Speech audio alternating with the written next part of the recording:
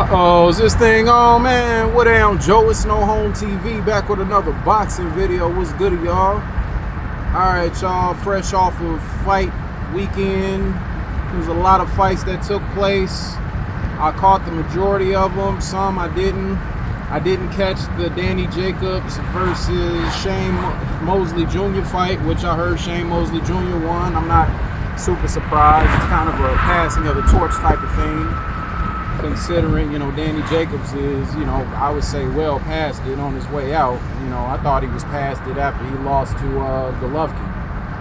And, and the posture he had going in there to fight Canelo, you could tell, like, he just wasn't, all there, or all what he was trying to do. But, O'Shaquie Foster's robbery, man, quite disgusting. Nasty work, man. Nothing's gonna get done about it. I would imagine that there should be some sort of appeal process, especially if we're all looking at what the fuck we all think that we're looking at, and the general consensus across the board is that he won the fight.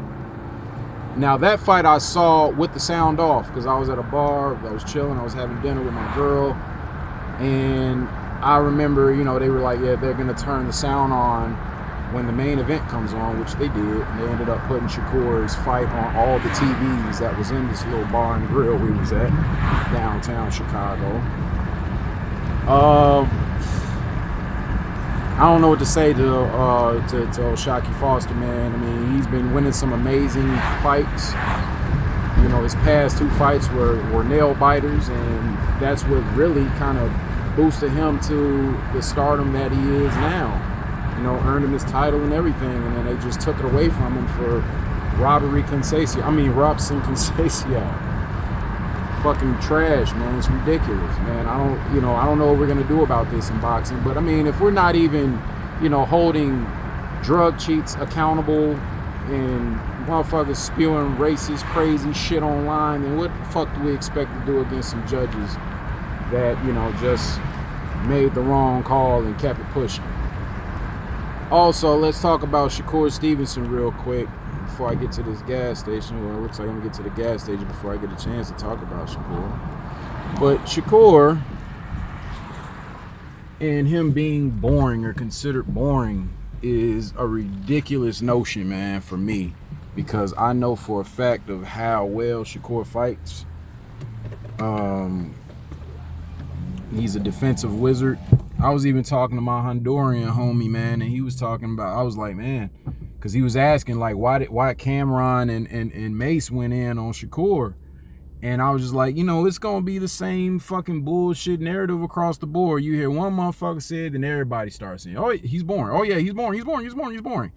He's not boring, man, if y'all know what the fuck y'all watching, bro. You know what I'm saying? Once again, we have this discussion all the time in regards to slick fighters and pressure fighters that they're fighting. Those pressure fighters have to apply the correct amount of pressure to make it a good fight. Even if the pressure fighter loses, he's supposed to sell out because that's all he has. He's not a slick boxer. He doesn't have the skills that the slick boxer has. So it's his job to use his brawn against the brains. So whatever, man.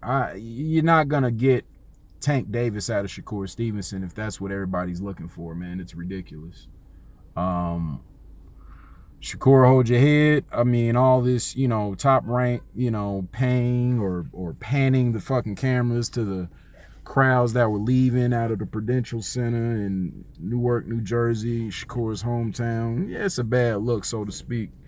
And it also helps drive a narrative, man. But if Top Rank did that shit on purpose, or if they, like Stevenson thinks, with the conspiracy, that they paid people to leave so that they can pan the camera up there to make it seem like, people were bored with this fight, that's fucking crazy. I know that Shakur Stevenson is no longer in his Top Rank contract. This was his last fight on Top Rank. He was on the phone with Floyd, which I think was a bad idea. I don't think that any of these young fighters should listen to or even talk to Floyd, because I don't believe he's got anybody's best interest at heart but his own self. So Shakur, he might be going, I don't know where he's going to go. I mean, you got the Zone, you got PBC, you got all these different spots you know, or he can just be a free agent. But either way it goes, free agent or whether you sign in one of these promotional companies, I figure that it's going to be hard for Shakur to get him a good fight. And people are going to use the whole boring narrative to duck him and not fight him and not give him a title shot and all this other shit. When in actuality, what you're watching is really a defensive wizard, man. It's real exciting stuff if you're a boxing purist, if you know what the fuck you're looking at.